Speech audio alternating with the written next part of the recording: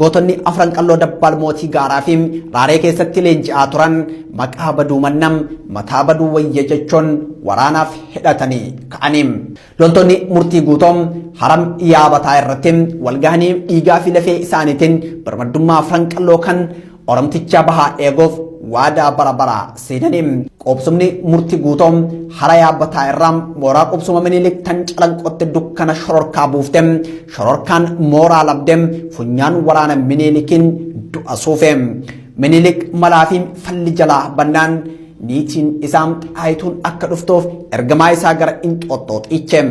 Xaayituunis ayyaana dhaloota Iyyasuus Kiristoos dabarsite akka dhuftu waadaa seente. Osoo Xaayituun hin dhufin haalli addaam dachii afran qalloo tan baha Oromiyaa keessatti uumame. Guyyaan isaa guyyam ayyaana dhalootaa mootii Minilik lammaffaati. Waraanni mootii mootota Habashaa Minilik sangoota ijoollee afran qalloo jalaa kumaatamaan saamee qaleem foon dheedhii murachaa haraqee itti unataa dhiichisaa jira. Foon waraana isaa waan hanqateef Alii Galmoom kan waraana murtii guutoo ganee Minilik itti dhaqee of dura buusee calanqoo irraa garam qobsuma murtii guutoom fuula deeffatee sangoota saamuuf furga'e. Gootonni murtii guutoom isaan sabaaf diniina qaban ganaam Alii Galmoo boodam xiiqii boree baracham hara yaabataa irraa gara laga laaftootti of dura socho'uu murteesse. Alii Galmoo waraana Minilik muraasa qabatee osoo sangoota saamuuf galda'uun koomee waraana murtii guutoo keessa seene. Qondaalli murtii guutoon Bakar Waaree gootummaan faayee Alii Galmoo gantuun sabaa bakka hin qabdu jedhaam laga laaftootti nafxanyoota wajjin biyyee dachii afran qalloo uwwisee guyyaa ayyaana dhalootaa mootii saniim guyyaa du'a nafxanyootaatti jijjiire.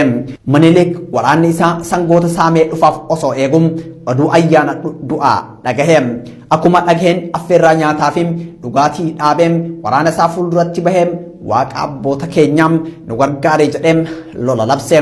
Dhiibuu laga laaftoo keessatti bitaa fi mirga fuulleedhaan marsanii horrumtaa dhukaasaa murtii guutoo irratti bananii. Guyyaan sun guyyaa Minilik akka bineensaa Yoosef bineensummaa isaa mul'iseen matarayyaasaa fi madaafan dukkana buuseedha. Qawween qaxxisee matarayyaasni tarrisee baazuqaan baroodee moortarri mandi'ee madaafni ibidda roobee reeffa Oromootaatiin tulluu reeffaa dhaabee lolli finiinee bilbilee. Lolli Oromoon afran qalloo kan baha Oromtichaa takkaa hin arginiin ni uumame. Laga laaftoo tallolaa dhiigaatii fi tulluu reeffaatiin guutamte godhe. Balaa waraanni murtii guutoo hin beeknetu dhalate. Humnaa fi tooftaa ilmaan afran qallootii ol ta'e. Reeffa namaa fi faradootum wal boraafate. Biyyee laga saniitum dhiigaan bukaa'e. Waraanni murtii guutoo malaa fi tarsiimoo qabanitti fayyadamanii reeffa irraan tarkaanfachuun madaafaa fi matarayyaasam baazuqaa fi moortarii afaan cofuun reeffa diinaa wal boraafachiisuun lola finiinsaa oolaniin.